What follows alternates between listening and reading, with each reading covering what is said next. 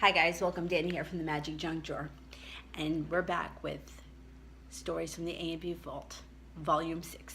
I think we're up to 6.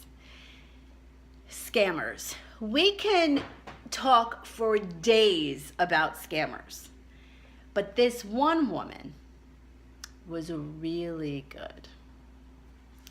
She would come in and she would buy Haagen-Dazs ice cream. And you know, it's really expensive. I don't know, it's like a little pint, it's almost $6. And she would eat the ice cream and then she would fill it with milk, freeze it, and bring it back and tell us it was bad. Now, she did it to me once and I would look at it and I'm like, oh, that looks weird. I mean, it's frozen milk. She did it to me, she did it to somebody else, she did it several times until we finally caught on to her. She also was going over to the coffee maker and stealing the cups, the sugar, the stirrers, and that kind of stuff. And like, what do you say to someone? You can't take that? I didn't say that. My boss had no trouble going over there and stopping her.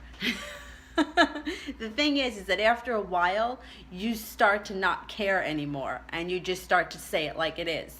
Yeah, you're not taking that. Go put that back. You're not walking out of here with 12 cups. You got 1 cup of coffee, you get 1 cup. That's it.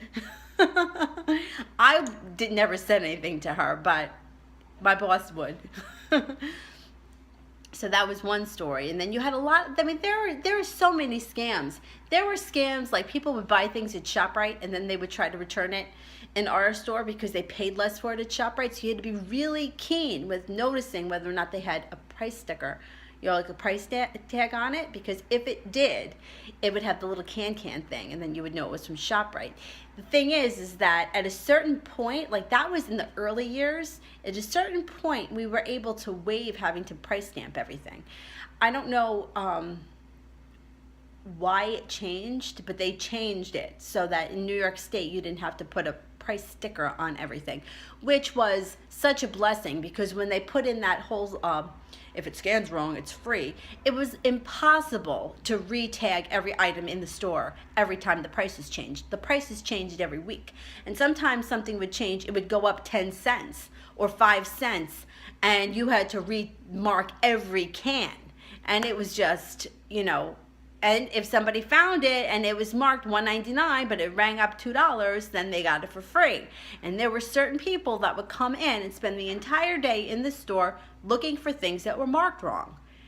They also came up with, at one point, a policy: if you found expired dairy, you would not only get 1 free, you would get 2 free. Now, you've got one guy in the dairy department and he has at least a day and a half off. Some weeks he had 2 days off. So you can't pull items off the shelf that are going to expire in 2 days, right? Because you want to sell them. So what do you do if somebody comes in at 7 o'clock in the morning, it's this guy's first day back at work, and it's March 3rd, and everything expired on March 2nd, but he was off on March 2nd. Now you had people like vultures through the dairy department trying to find things that were outdated so that they could get not 1 but 2. It was crazy. People would come up with wagons full of stuff. This is expired. This is expired. But now I get 2 free. Yeah, okay, you get 2 free. Are you happy now? You got 2 orange juices. Great. And people would do this, and then you had to like do all of this paperwork, and then the best would be like, well, do you have to do all that? Why can't I just leave? Well, because we have to inventory this crap, okay? You can't just leave. We got to scan it. Well, it's not my problem. Well, yeah, it is. You want it for free, you're going to have to wait. You don't even want to know. But these stories are endless. I got so many stories. Anyway, if you like what we're doing here at the Magic Junk Drawer, don't forget to like and subscribe, and we will see you soon. Bye.